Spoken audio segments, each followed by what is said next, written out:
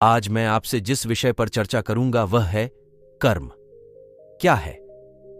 एक दिन गौतम बुद्ध से उनके एक शिष्य ने पूछा, कर्म क्या है?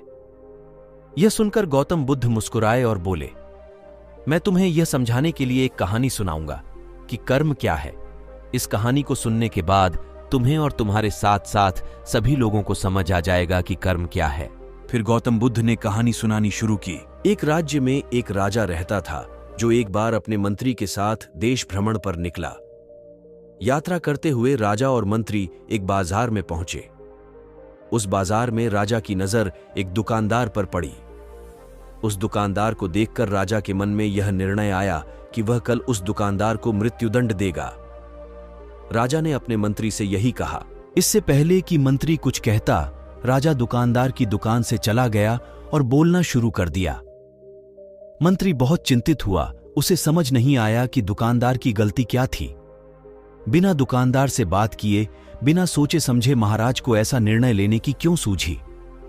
यात्रा के बाद राजा और मंत्री महल में लौट आए, लेकिन मंत्री जी को पूरी रात नींद नहीं आई। सुबह उठकर मंत्री एक आम आदमी का भेष बनाकर दुकानदार के पास गया और उससे पूछा कि तुम क्या बेचते हो। दुकानदार जवाब देता है कि वह चंदन बेचता है। फिर मंत्री ने आसपास के लोगों से दुकानदार के बारे में पूछा। सभी उत्तर देते हैं।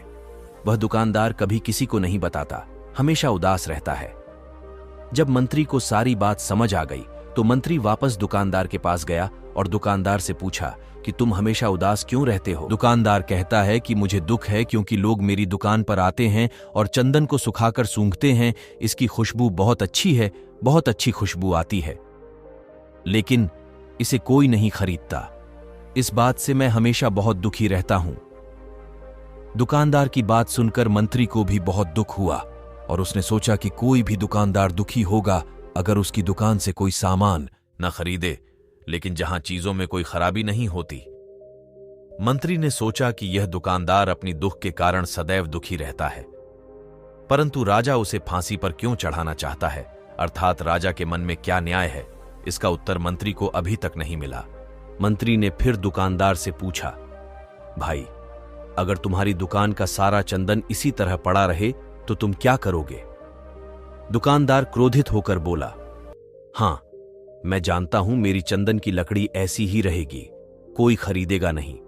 इसलिए मैं सोचता हूं कि हमारे देश के राजा को शीघ्र ही मर जाना चाहिए, और यदि वह शीघ्र ही मर गया तो मैं अपना चंदन उस राज दरबार में राजा के अंतिम संस्कार के लिए दे दूंगा और उससे मुझे कुछ धन भी मिलेगा। और अगर इस बाजार के अलावा अन्य लोगों को भी मेरी चंदन की लकड़ी के बारे में पता होता तो शायद कुछ लोग मेरी दुकान से चंदन की लकड़ी खरीदने जरूर आते। दुकानदार की बात सुनकर मंत्री को सारी बात समझ आ गई, लेकिन मंत्री बहुत चतुर और बुद्धिमान था और उसके दिमाग में एक फैसला आया। मंत्री ने दुकानदार से कुछ चंदन की लकड़ी खरीदी। इस खरीद फरोख्त के परिणाम स्वरूप दुकानदार को कुछ पैसे मिले, इसलिए वह थोड़ा खुश हुआ। मंत्री चंदन की लकड़ी लेकर पुनः महल में चला गया। राज दरबार में पहुंचकर मंत्री ने चंदन की लकड़ी राजा के सामने रख दी और कहा, हे राजन, यह चंदन दुकानदार ने आपको उपहार में दिया है, जिस दुकानदार को तुमने कल फांसी देने की सोची थी। राजा ने चंदन को सूंघा और उसकी सुगंध उसे बहुत पसंद आई। उन्होंने कहा, यह चंदन बहुत सुगंधित है। दुकानदार के इस सुंदर उपहार से राजा बहुत प्रसन्न हुआ और उसने मंत्री को कुछ सोने के सिक्के दिए और कहा, जाओ, यह सोने का सिक्का दुकानदार को दे आओ, और वह कहेगा कि आज के बाद राजमहल में कभी चंदन की जरूरत पड़ी तो उसकी दुकान से चंदन ले लिया जाएगा।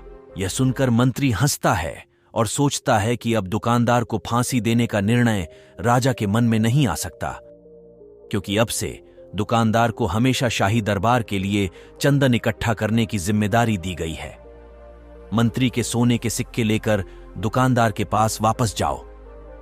यहां राजा को फैसला आता है कि दुकानदार बहुत अच्छा इंसान है। जब मैं उसके बारे में सोच रहा था कि कल उसे फांसी पर चढ़ा दूंगा तो शायद इसका मतलब यह होगा कि राजा पहली बार मेरी दुकान पर आया था, क्योंकि मैंने उसे सुंदर सुगंधित चंदन भेंट किया था, और आज वह उन्हें उपहार के रूप में भेजता है केवल मैंने उसे फांसी देने के बारे में सोचा। वहीं मंत्री दुकानदार के पास पहुंचा और मंत्री ने राजा द्वारा दिया गया सोने का सिक्का दुकानदार को दिया और कहा कि कल मैंने जो चंदन की लकड़ी खरीदी थी वह राजा को बहुत पसंद आई और उसने यह सोने का सिक्का तुम्हारे लिए इनाम में भेजा है।